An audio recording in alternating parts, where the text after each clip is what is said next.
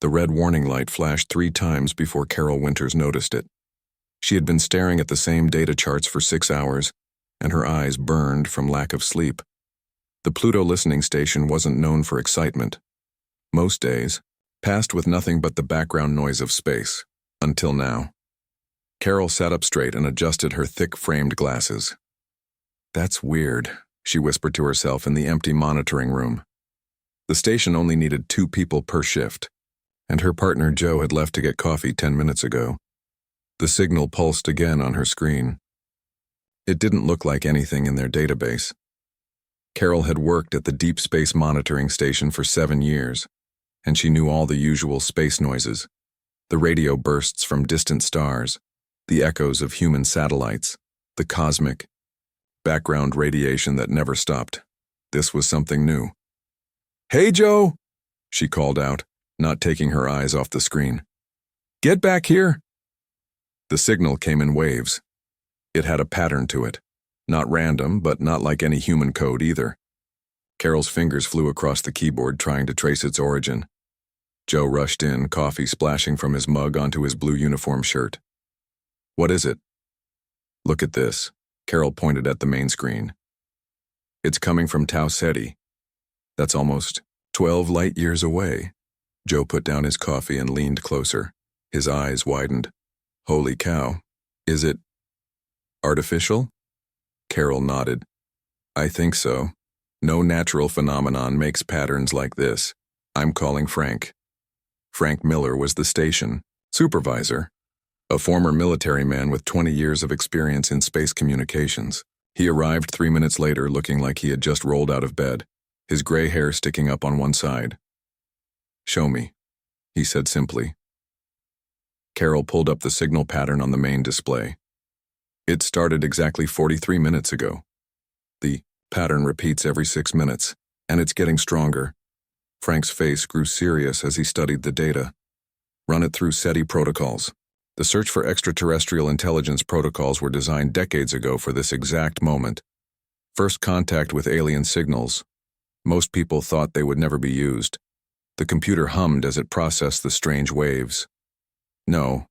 Match to any predicted peaceful contact scenarios," Joe read from the screen. The artificial intelligence program built to analyze potential alien communication flashed a warning. The words made Carol's heart beat faster. Potential hostile intent detected signal matches. Theoretical attack coordination sequence recommend immediate alert status. Frank's face turned pale. "We need to notify command. Right now." Within an hour, the information reached the United Earth Defense Council headquarters in Geneva. Admiral Garrett Phillips stood before the huge wall screen, his tall frame casting a long shadow in the dim light of the emergency briefing room. At 62, Phillips had hoped to finish his career without a major crisis. Now he might be facing the biggest one in human history. "Play it again," he ordered. The signal's visual representation appeared on screen. Pulses of light that formed complex patterns, growing stronger with each cycle. The room was filled with military leaders and scientists, all watching with worried faces. "Dr. Reyes," Phillips turned to Ellen Reyes, the chief science officer. "Could this be natural?" Ellen brushed her dark hair back from her face. She had been working non-stop since the signal was detected. "The chance this is natural is less than 3%.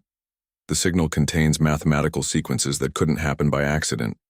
It's artificial, and it's aimed directly at our solar system." "Could it be a greeting?" asked one of the younger officers. Dr. Reyes shook her head. "We've prepared for peaceful first contact for decades. This matches none of our predicted greeting patterns." Instead, she hesitated. "Go on," Phillips encouraged. "The signal contains what appear to be coordinates for Earth, Mars colonies, our space stations, military installations." She pulled up a 3D map of the solar system where red dots appeared at key locations. The pattern suggests a targeting system. The room fell silent. Admiral Phillips walked slowly to the front of the room. "Ladies and gentlemen, I've called this emergency session because we must consider the possibility that we are facing the first potential extraterrestrial threat in human history." On the large screen behind him, the signal continued to pulse, growing stronger with each cycle. Phillips pointed to the data charts. This signal repeats every 6 hours. Each time it's 10% stronger than before. Our analysts believe this could be a countdown. General Susan Rivera stood up. At 55, she was the youngest head of Space Force operations in history, known for her direct approach. Sir, if this is hostile, we need to act now. I recommend activating the Aurora Fleet. The Aurora Fleet was humanity's greatest military achievement. 6 massive warships equipped with the latest weapons technology, designed to protect Earth from any threat. Until now, that threat was assumed to be from other humans. They had never been deployed beyond the solar system. The journey to Tau Ceti would take 3 months with our fastest ships, said Admiral Phillips. If this is indeed the beginning of an attack, can we wait that long? Can we afford not to investigate? Countered General Rivera.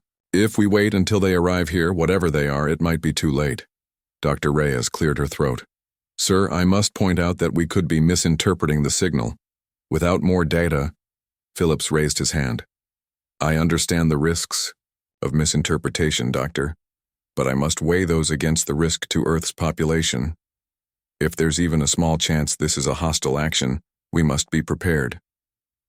The next few hours passed in heated debate. Military leaders pushed for immediate action. Scientists urged caution and further study. In the end, the vote was called. All in favor of deploying the Aurora Fleet to investigate the source of the signal? One by one, hands went up around the table. The vote is unanimous, Phillips announced. May God help us if we're wrong. As the meeting ended, Dr. Reyes approached the Admiral. Sir, I voted yes because we need to know what we're facing, but I have serious concerns about sending a military fleet as our first response to what might be an attempt at communication. Phillips looked at her with tired eyes. Doctor, I hope you're right. I hope in 3 months we'll all laugh about the misunderstanding. But if you're wrong, and this is the first sign of an attack, I couldn't live with myself if I did nothing. Kindir, the monitoring room at Pluto Station. Carol Winters watched as the signal pulsed again, stronger than before. She thought about the chain of events she had set in motion by noticing that first red warning light. Whatever was out there, humanity was about to meet it with weapons ready. Captain Greg Daniels stood at the viewing window of the UES Defender, watching as workers in spacesuits made final adjustments to the massive ship's outer hull. As flagship of the Aurora Fleet, the Defender was nearly a mile long, its sleek, gray surface bristling with weapon ports and sensor arrays.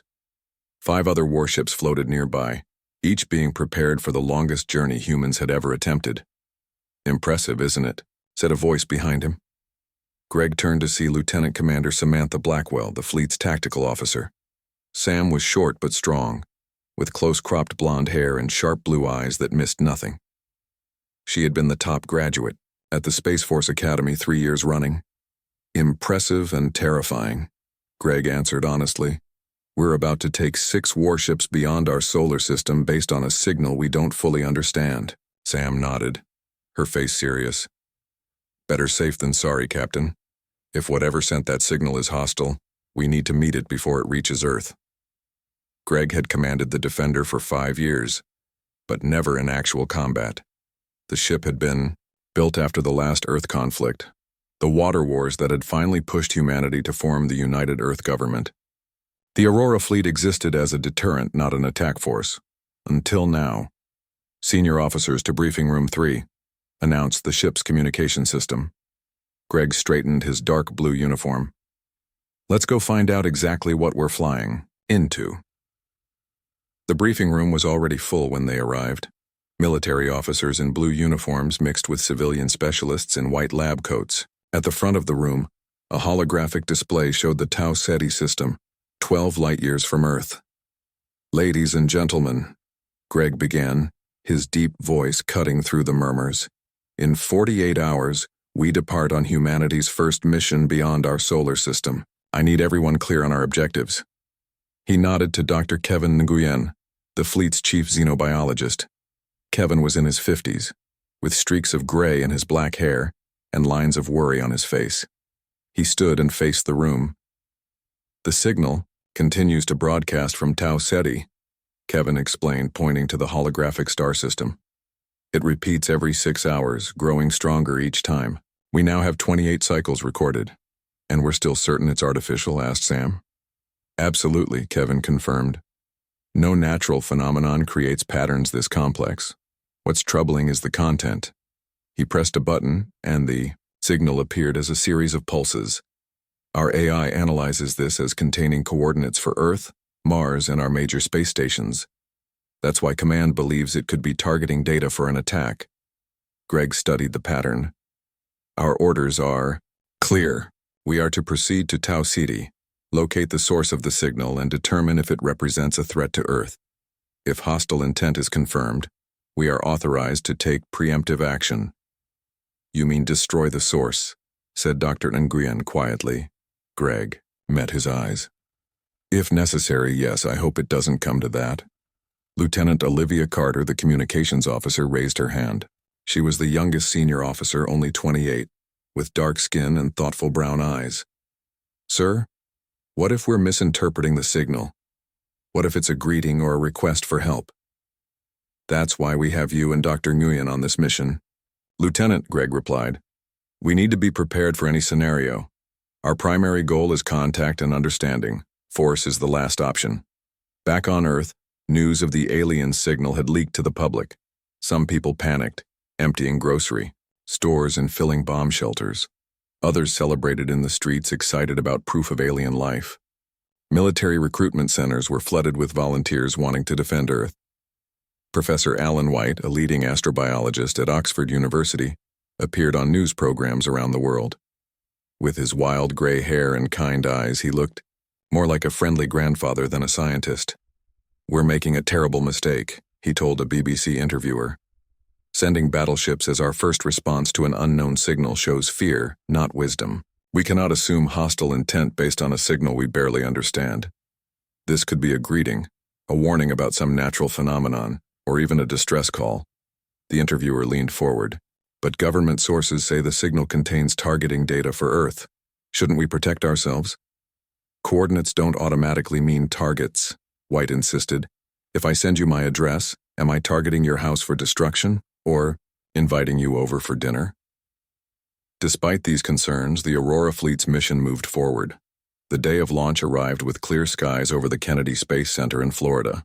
Thousands gathered to watch while billions more viewed from screens around the world. The ships rose one by one on columns of blue fire. The Defender, the Valor, the Guardian, the Sentinel, the Courage, and the Hope. Each carried a crew of 300, a mix of military personnel and civilian specialists the best Earth had to offer. As they reached orbit, Captain Daniels stood on the bridge of the Defender, watching Earth grow smaller on the main view screen. The beautiful blue planet wrapped in swirls of white clouds seemed suddenly fragile. All ships reporting ready, Captain, said Sam from her tactical station. Greg took a deep breath. Initiate fusion drives. Set course for Tau Ceti. 6 engines ignited across the fleet, pushing the massive ships forward faster than humans had ever traveled. In 3 days, they would pass Neptune's orbit. After that, they would leave the solar system entirely, the first humans to venture into interstellar space. During the long journey, the crew settled into routines.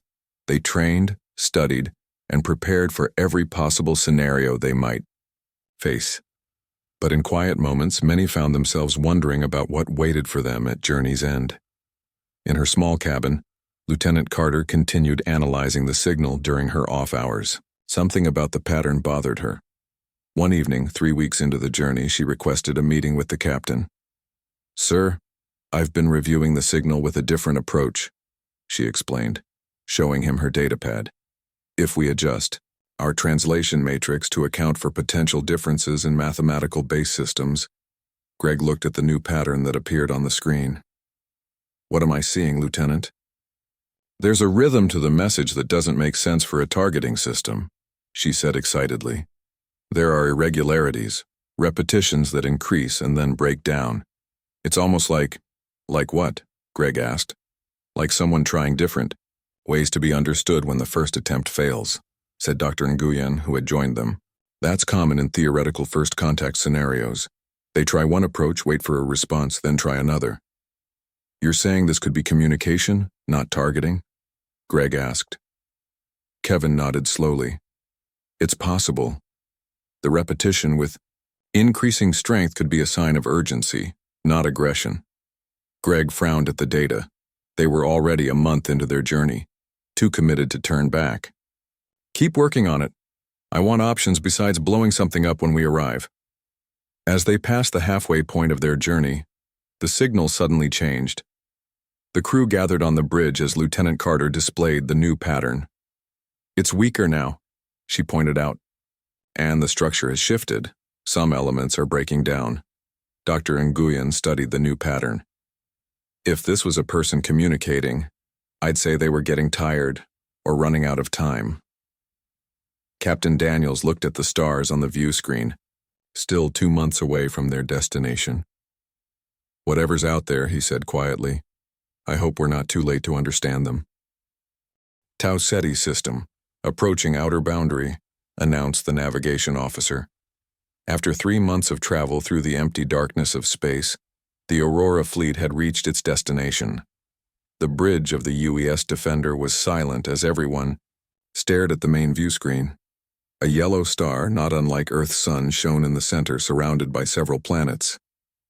Captain Greg Daniels leaned forward in his command chair. Tactical analysis. Lieutenant Commander Samantha Blackwell worked at her station, hands moving quickly over the control panel. 8 planets detected, sir. The 4th one shows signs of atmosphere. And... She paused, her eyes widening. Captain, I'm detecting artificial structures in orbit around the 4th planet. A ripple of excitement passed through the bridge crew.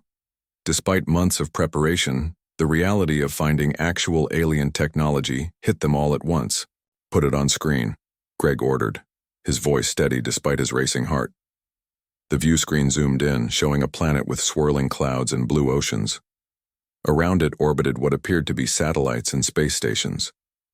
But something wasn't right. The orbital structures appeared damaged, reported Science Officer Patricia Lawson, a tall woman with short red hair. There's debris scattered across a wide area. Dr. Kevin Nguyen stepped closer to the screen, his face worried. It looks like some kind of disaster happened here. Captain Daniels turned to Lieutenant Olivia Carter at the communication station. Any change in the signal? She nodded. It's definitely coming from this system, sir. But it's weaker now and the pattern has degraded further. Location of the source? Greg asked. Olivia worked quickly, narrowing it down. There. A small dot appeared on the screen, moving slowly between the 4th and 5th planets. Magnify, Greg ordered. The image zoomed in further. A small spacecraft came into view. Its design was unlike anything humans had built, more curved and flowing, almost like it had been grown rather than assembled. But parts of its hull were visibly damaged, with dark holes punched through its sides. It's tiny, Greg observed. No larger than one of our shuttles. Running tactical analysis, Sam said, her fingers flying over her controls. Minimal power readings. No weapon signatures that match any of our profiles. Captain. She looked up with surprise on her face. I think it's damaged. Greg stood, staring at the alien vessel. After all the fear, all the preparation for war, they had found not an invasion fleet, but a single damaged ship. Position the fleet to surround the vessel at safe distance, he ordered. All weapons on standby, but do not target unless I give the order. The 6 human warships moved into position around the small alien craft. Each one was at least 20 times larger than the vessel they surrounded. Let's get a closer look, Greg said. Can we see inside? Patricia adjusted the external cameras, zooming in on sections of the vessel that appeared to have transparent parts. The image clarified, showing the interior of the alien ship. Inside, small figures moved slowly. They were unlike anything the humans had imagined. Delicate beings that seemed to glow faintly from within, with bodies that refracted light like crystals. Their movements were weak and irregular. My God, Dr. Nguyen whispered. They're dying. Captain. Daniels turned to him. Explain. Look at their movements, Kevin pointed at the screen. They're sluggish, disorganized, and the interior of the ship appears to be darkening. Whatever life support systems they use are failing. Greg made a decision. Lieutenant Carter, can you establish any kind of communication with them? Olivia had already been working on it. I've been sending standard first contact signals. No response yet. But if I compare their current broadcast to what we received on Earth, she looked up with sudden understanding. Captain, the signal is degrading because they're losing power. It's been getting weaker because they're dying. The bridge fell silent as the implications sank in. The signal that Earth had interpreted as a threat had been broadcasting for months.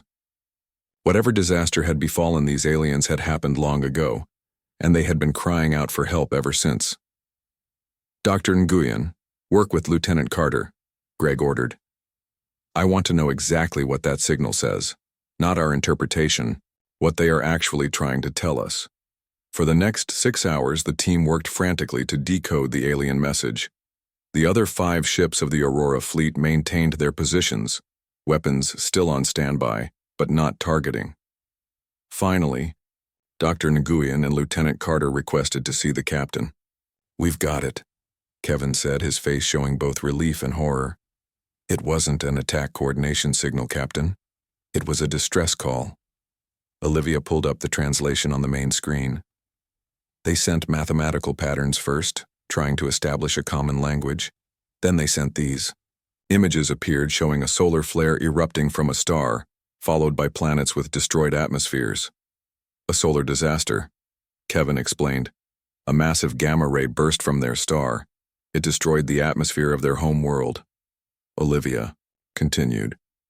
The coordinates we detected weren't targeting data. They were navigation points, safe paths through our solar system. They were asking permission to enter. Greg stared at the screen, at the dying aliens whose desperate plea for help had been misinterpreted as a threat. How many survivors on that ship? He asked quietly. Patricia checked her sensors. 23 life forms, Captain. But their life signs are growing weaker. Greg stood up straight, decision made. Prepare medical and engineering teams, were bringing them aboard. Sam looked shocked. Sir, is that wise? We know nothing about their biology, their intentions. We know they're dying, Commander. Greg cut her off. And we know they came to us for help. I will not let them die when we have the means to save them. The next 12 hours were a blur of activity. Engineering teams created a sealed environment in one of the Defender's cargo bays, adjusting the atmosphere based on readings from the alien ship. Medical teams prepared for unknown alien biology. The rescue itself was delicate work. The alien ship's airlock systems were incompatible with human technology. Eventually, they had to build a temporary tunnel between the ships. Dr. Karen Russell, the fleet's chief medical officer, led the team that entered the alien vessel. A short woman with gray-streaked dark hair, she had spent the journey studying theoretical alien biology. Nothing had prepared her for what she found. Captain, her voice came through the comm system filled with wonder. They're silicon-based life forms. Their bodies are crystalline structures that seem to metabolize energy directly from radiation sources. The damage to their ship cut off their energy supply. Can you help them? Greg asked. I think so, Karen replied. They need radiation, not the harmful kind, but specific wavelengths. It's like food to them. If we can provide that. Do whatever you need to do, Greg ordered. Save them if you can. 2 hours later, the first alien was carefully transported to the specially modified hangar bay aboard the UES Defender. Its body was roughly humanoid, but seemed to be made of translucent crystal that glowed from within. It was carried by 2 crew members in protective suits. As they placed the alien under a specially designed radiation emitter, its body began to glow brighter. Weak, spindly limbs moved slightly. It's working, Karen whispered in awe. Over the next day, all 23 aliens were brought aboard. As they recovered, the humans worked to establish communication. The aliens proved to be quick learners, beginning with mathematical exchanges and moving to simple visual representations.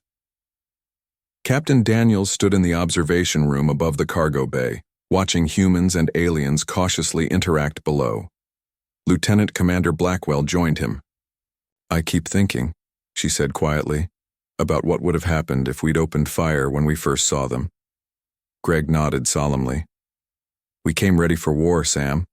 We almost missed a chance to save the last survivors of an entire world.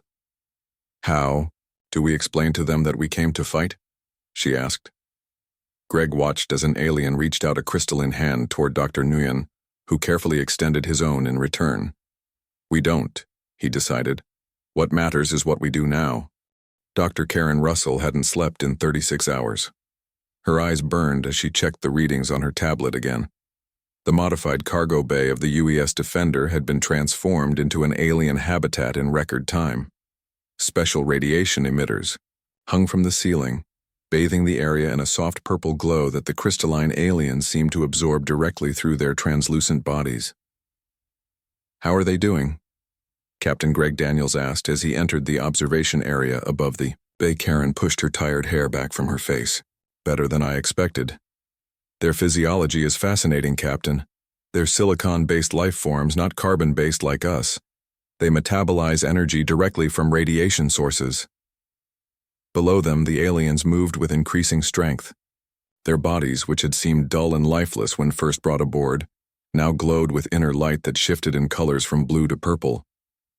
Can they communicate yet? Greg asked. Dr. Nguyen and Lieutenant Carter are making progress, Karen replied. The aliens seem eager to communicate. They're incredibly intelligent. In another section of the bay, Kevin Nguyen and Olivia Carter sat with 3 of the aliens around a table. Simple geometric shapes were projected onto the surface as they worked to establish basic communication. One alien, the one they'd started calling First because it had been the first rescued, placed its crystalline fingers on a triangle, then made a series of light pulses within its body. I think that's their word for triangle, Olivia said excitedly. They communicate through light patterns. Kevin nodded. And they learn incredibly fast. Watch this. He drew a new shape and pointed to himself. Human. First studied the shape, then produced a complex pattern of light within its crystal body. The other 2 aliens repeated the pattern. They just learned the word human, Kevin said with wonder in his voice. Over the next few days, communication advanced rapidly. The aliens, who called themselves the Lumina in their light-based language, proved to be quick studies. Within a week, they could understand basic English words and phrases using a translation program Olivia created. Captain Daniels called a meeting of his senior staff to discuss their findings and plan their next steps. What have we learned about them? He asked. Kevin displayed images on the briefing room screen. The Lumina come from a world orbiting Tau Ceti. About 2 years ago, their star experienced an unusual event, a massive solar flare that produced deadly radiation. It destroyed much of their civilization. They sent out ships in all directions, Olivia continued, looking for help, for somewhere to survive. This ship was headed to our solar system because they had detected our radio signals decades ago. They knew we were here. How many ships did they send out? Asked Lieutenant Commander Blackwell. Kevin's face grew sad. From what we understand, 12 ships, but they've received no signals from the others. This may be the only one that survived. The room fell silent as the weight of that information sank in. 23 survivors might be all that remained of an entire civilization. We need to contact Earth, Greg decided. They need to know the truth. The message was sent, traveling at light speed back to Earth. It would take 12 years to reach home, but the Aurora fleet carried quantum communication devices that allowed nearly instantaneous contact despite the vast distance. Admiral Phillips's face appeared on the view screen in the Defender's communication room. He looked stunned as Captain Daniels finished his report. You're telling me we mobilized our entire defense force against refugees? The Admiral asked, his voice hollow. We didn't know, sir, Greg replied. But now we do, and we have a chance to help them. What do they want from us? Phillips asked. A place to live. Their physiology is adapted to space. They don't need a planet, just a safe place to rebuild. They have knowledge to share, Admiral.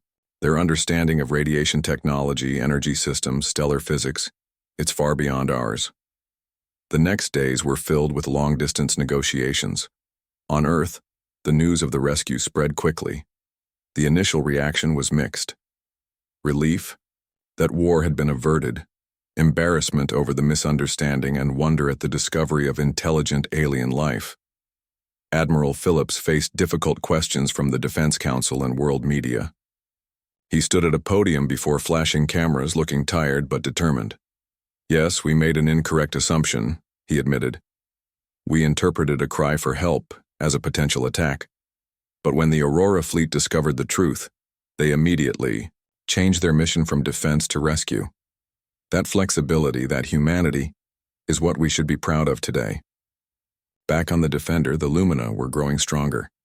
They helped the human engineers improve the ship's systems, showing them how to increase engine efficiency by 15% with simple adjustments. First, who had emerged as a kind of leader among the Lumina, worked closely with Dr. Nguyen to improve communication. Through the translation program, it conveyed their story. "Our world was beautiful." First's words appeared on the screen as its body pulsed with light patterns. "We had peace for many cycles. Then the great light came from our star. No warning, many died in the first day. We had little time." "You built the ships to escape," Kevin said. "Yes. Small ships, not enough for all. We chose by knowledge, skills. Sent in different directions to find help. First's lights dimmed slightly. No word from other ships. We may be last." "You're safe now," Kevin assured it. "We'll help you rebuild." A month after the rescue, the Aurora fleet began its journey back to Earth.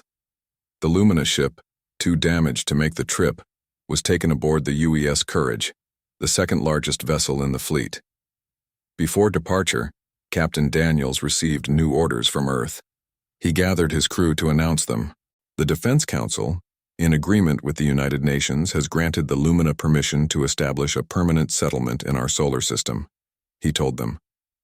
They will be given an orbital path around Jupiter, where they can build a new home with our assistance. Cheers broke out among the crew. After months of tension and fear, the mission had transformed into something none of them had expected: a rescue and a new beginning.